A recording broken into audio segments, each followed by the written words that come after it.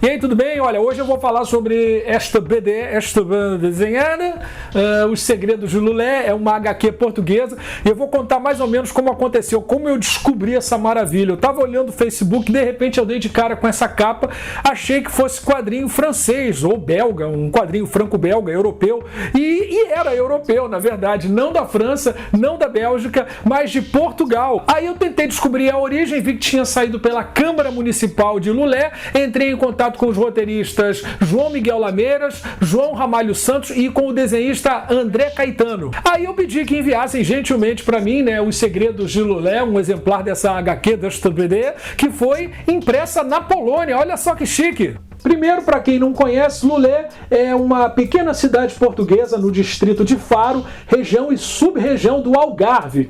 E foi só a BD chegar que eu comecei a ler, né, para fazer esse vídeo. Em Os Segredos de Lulé, uma história em banda desenhada, a aventura se passa num futuro distante, quando o homem se lançou de verdade na aventura espacial e não mora mais na Terra, planeta que ele ajudou a tornar inabitável, alterando profundamente o seu clima. Muitos anos depois, sem registros exatos de sua vida pregressa no antigo planeta azul, o ser humano começa a organizar expedições que voltam periodicamente a seu local de origem para reconstruir um passado perdido.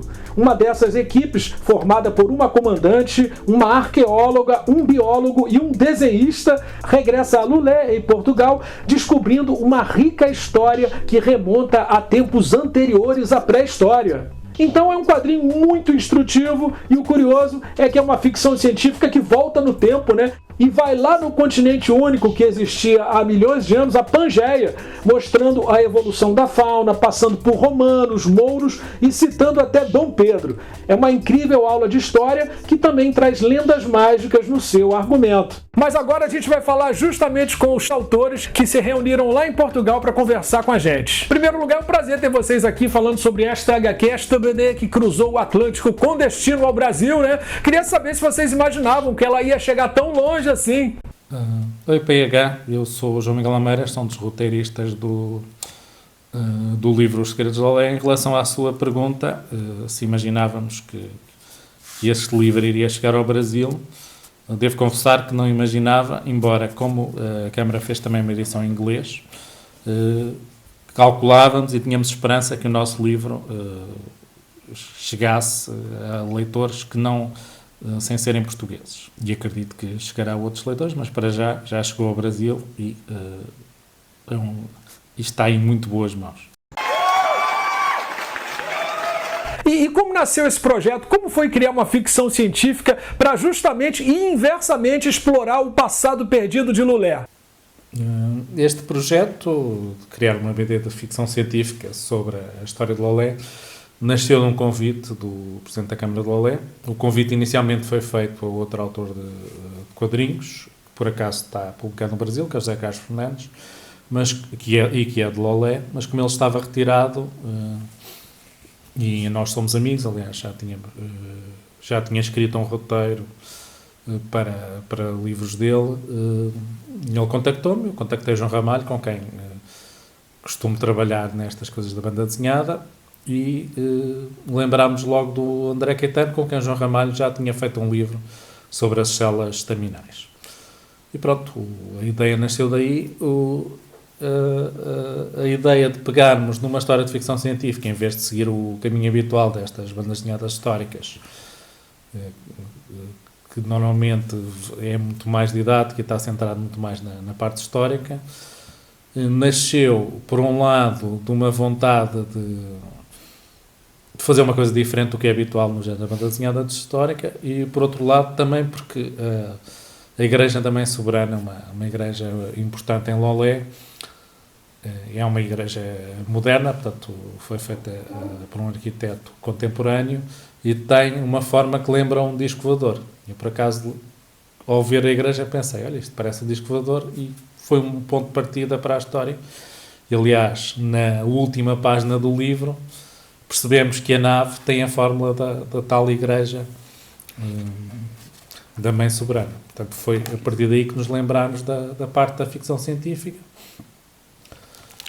E também, como o Presidente da Câmara tinha preocupações em termos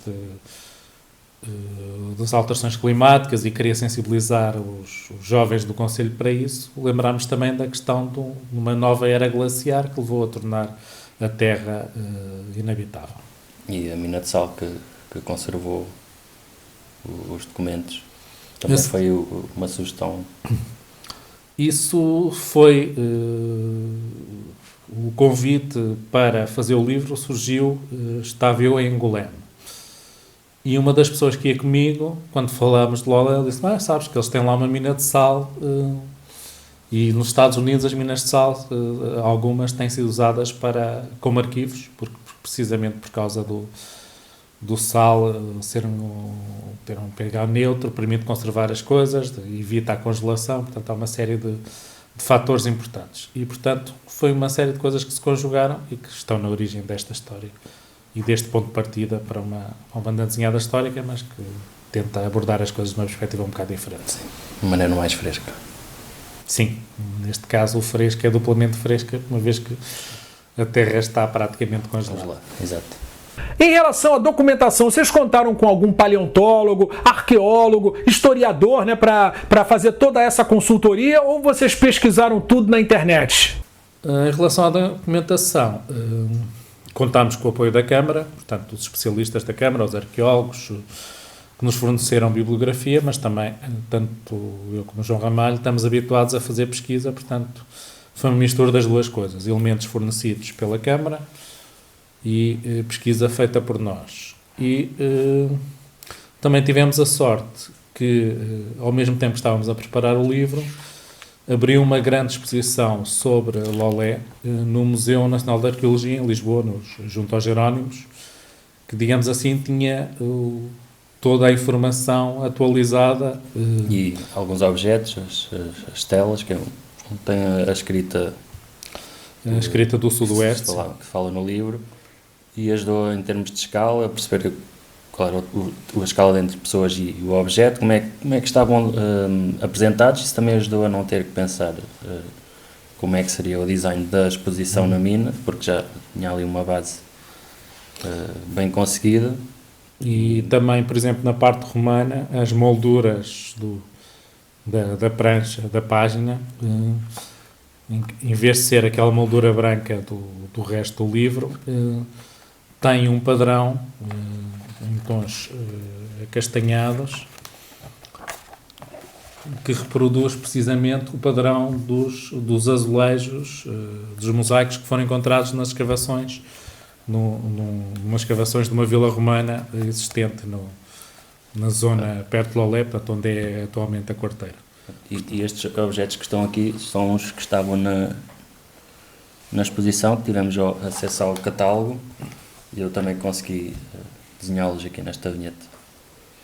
Portanto, houve essa preocupação de tudo o que lá está a ser rigoroso em termos científicos e também de reprodução, e de qualquer maneira todo o livro, tanto os textos como os desenhos, tiveram que ser aprovados pelos peritos da Câmara e depois, em última instância, pelo Presidente da Câmara e pela pessoa que acompanhou o processo de execução do livro. E qual é a importância de uma BD tão instrutiva como essa para as novas gerações de Lolé?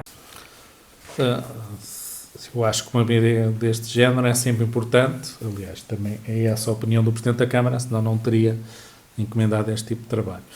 E houve a preocupação de acompanhar toda a evolução histórica, não só o período em que Lolé existe já em termos históricos, mas também a pré-história, a própria criação do universo, do Big Bang, a separação dos continentes, tudo isso está lá no livro. E pensamos que é uma maneira interessante de transmitir a informação de uma forma leve e, desta maneira, se os estudantes do Conselho de Lolé aprenderem alguma coisa através do livro, nós ficamos muito satisfeitos, mas embora aqui, uma vez o livro estando feito, o trabalho principal agora passa pelos professores que vão ter de trabalhar o livro com os alunos. Também é essa um dos objetivos do livro, foi precisamente esse. Pois, até porque o livro vai ser oferecido a cada um dos alunos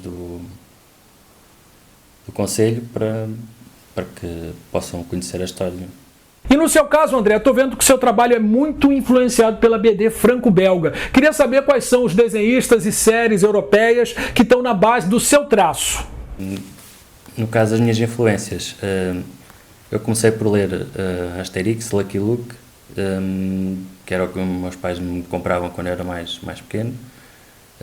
Depois, quando estava no secundário, descobri a revista L'Enfust, que é uma revista da Soleil, que tinha pequenas partes de livros como L'Enfust de Troyes, Troll de Troyes, Skydoll e outras séries que a Soleil estava a publicar nessa altura.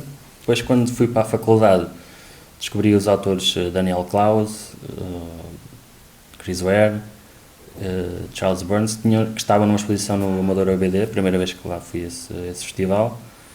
E depois, mais tarde, Craig Thompson, Cyril Pedrosa, os gêmeos Fábio Moon e o Gabriel Bá.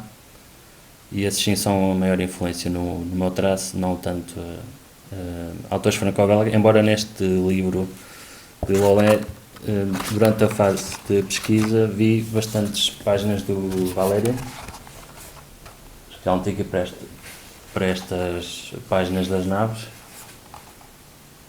até mesmo para o design das mesas e todos os aparelhos que tinha que desenhar e também do Juan Jiménez. Eu lembro que te mandei umas páginas também da Casta dos Metabarões do Juan Jiménez. Nesta vinheta, este capacete talvez lembro um pouco mais, e noutra vinheta aqui em específico, que é esta aqui, que eu tinha que fazer um desenho mais da época medieval, mas que não estava a conseguir assim muito bem, e o João Miguel teve uma sugestão de uma página de um livro.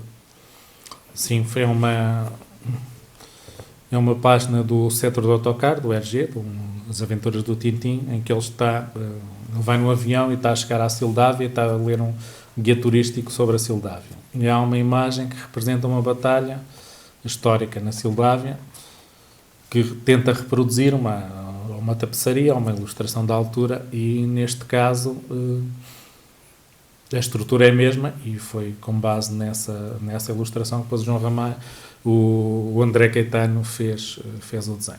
E ainda você, André, queria saber se você pretende levar seu trabalho para a França ou para a Bélgica, né? Tem algum plano para você ir a Angoulême? Se pretendo ir a Angoulême, bom, se tudo correr bem, irei já neste próximo ano, em janeiro, ao Festival de Angoulême, para mostrar o meu trabalho e ter feedback e conhecer alguns autores pessoalmente e ver o festival, que nunca fui, será a primeira vez, e penso que o meu traço poderá se encaixar melhor nesse mercado e a ver o que vai dar. E o que vocês acham, né, que é necessário para haver uma maior interação entre os quadrinhos portugueses e os quadrinhos brasileiros? Agora com a internet acho que há maior interação, nós vamos sabendo o que se faz em Portugal, o que se faz no Brasil, e os brasileiros vão sabendo o que se faz em Portugal. A prova disso foi que o PH descobriu o nosso livro graças à internet.